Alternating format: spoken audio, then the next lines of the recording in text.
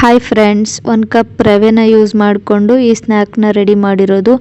ಸಂಜೆ tea coffee ಜೊತೆನೂ ತಿನ್ಬೋದು, ಇಲ್ಲ ಎಲ್ಲ ಟೈಮಲ್ಲೂ ತಿನ್ಬೋದು. ಮಕ್ಕಳಿಗೆ ದೊಡ್ಡವ್ರಿಗೆ ಎಲ್ಲರಿಗೂ ಇಷ್ಟ ಆಗುತ್ತೆ. ವಿಡಿಯೋನ ಕಂಪ್ಲೀಟಾಗಿ ನೋಡಿ ಯಾವ ಥರ ಮಾಡೋದು ಅಂತ ತೋರಿಸ್ತೀನಿ. ನಾನಿಲ್ಲಿ 1 ಕಪ್ ರವೆನ ತೊಗೊಂಡಿದ್ದೀನಿ. ದಪ್ಪ ರವೆ, ಉಪ್ಪಿಟ್ಟಿಗೆ ಹಾಕ್ತೀವಲ್ವ ಆ ರವೆನ ಪೌಡರ್ ಥರ ಮಾಡ್ಕೋಬೇಕು. ನೋಡಿ, ಇದನ್ನು ನುಣ್ಣಗಾಗಿಲ್ಲ, ಮತ್ತೆ ಹಾಕ್ಕೊಂಡೆ. ನೋಡಿ, ಈ ಥರ ಇದ್ದರೆ ಸಾಕು.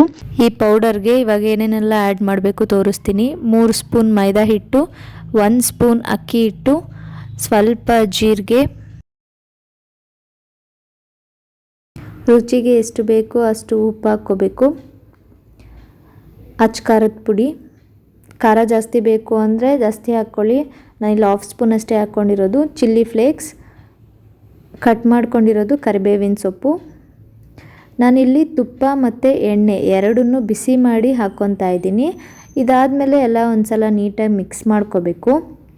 ಮಿಕ್ಸ್ ಮಾಡ್ಕೊಂಡಿದ್ದಾದಮೇಲೆ ಇಲ್ಲಿ ನೀರನ್ನೇ ನಾನು ಬಿಸಿ ಮಾಡ್ಕೊಂಡಿಲ್ಲ, ತಣ್ಣೀರನ್ನೇ ಹಾಕ್ಕೊಂಡು ನಿಮ್ಗೆ ಎಷ್ಟು ಬೇಕೋ ಅಷ್ಟು ಹಾಕ್ಕೊಂಬಿಟ್ಟು ಇವಾಗ ಚಪಾತಿ ಹಿಟ್ಟು ಕಲಿಸ್ಕೊತೀವಲ್ವ ನಾವು, ಆ ಥರ ಕಲಿಸ್ಕೊಂಡ್ರೆ ಸಾಕು. ಸ್ವಲ್ಪ ಗಟ್ಟಿಯಾಗೇ ಇರಬೇಕು.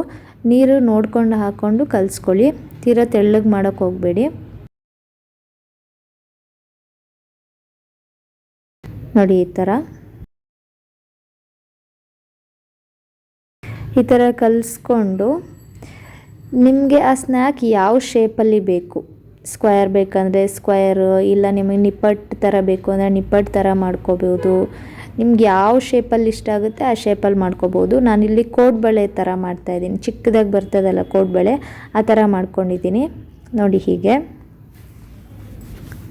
ಈ 1 ಕಪ್ ರವೆನಲ್ಲಿ 25ರಿಂದ 30 ಕೋಡ್ಬಳೆ ಆಗುತ್ತೆ. ಈ ಥರ ಚಿಕ್ಕದಾಗಿ ಮಾಡಿಕೊಂಡ್ರೆ.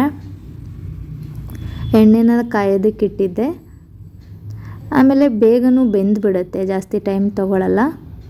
ಇವಾಗ ನೋಡಿ, ಎಣ್ಣೆನಲ್ಲಿ ಹಾಕ್ತಾಯಿದ್ದೀನಿ. ಗೋಲ್ಡನ್ ಕಲರ್ ಚೇಂಜ್ ಆದಮೇಲೆ ನೀವು ಎಣ್ಣೆಯಿಂದ ತೆಗೆದ್ರೆ ಸಾಕು. ಇಷ್ಟೇ ಈ ರೆಸಿಪಿ. ಅದು ಸಿಂಪಲ್ಲಾಗಿ ಮಾಡ್ಬೋದು ಆರಾಮಾಗಿ. ಒಂದು 10ರಿಂದ 15 ನಿಮಿಷ ಟೈಮ್ ಹಿಡಿಯುತ್ತೆ ಅಷ್ಟೇ ನಿಮಗೆ ಈ ಸ್ನ್ಯಾಕ್ನ ರೆಡಿ ಮಾಡೋದಕ್ಕೆ. ಯಾರಿಗೆಲ್ಲ ವಿಡಿಯೋ ಇಷ್ಟ ಆಯಿತು ವಿಡಿಯೋನ ಲೈಕ್ ಮಾಡಿ. ನನ್ನ ಚಾನಲ್ ಸಬ್ಸ್ಕ್ರೈಬ್ ಮಾಡ್ಕೊಂಡಿಲ್ಲ ಅಂತ ಅಂದರೆ ಚಾನಲ್ನ ಸಬ್ಸ್ಕ್ರೈಬ್ ಮಾಡ್ಕೊಳ್ಳಿ. ಮತ್ತು ರೆಸಿಪಿ ಹೇಗೆ ಬಂತು ಅಂತ ಕಾಮೆಂಟ್ ಮಾಡೋದನ್ನು ಮರಿಬೇಡಿ. ಮತ್ತೆ ನೆಕ್ಸ್ಟ್ ವಿಡಿಯೋದಲ್ಲಿ ಸಿಗೋಣ. ಅಲ್ಲಿವರೆಗೂ ಎಲ್ಲರಿಗೂ ಬಾಯ್ ಬಾಯ್, ಟೇಕ್ ಕೇರ್.